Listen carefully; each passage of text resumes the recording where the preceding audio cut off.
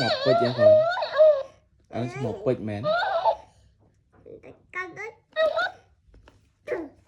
quay à bịch ấy mà bịch hết quay à bịch ngọt ấy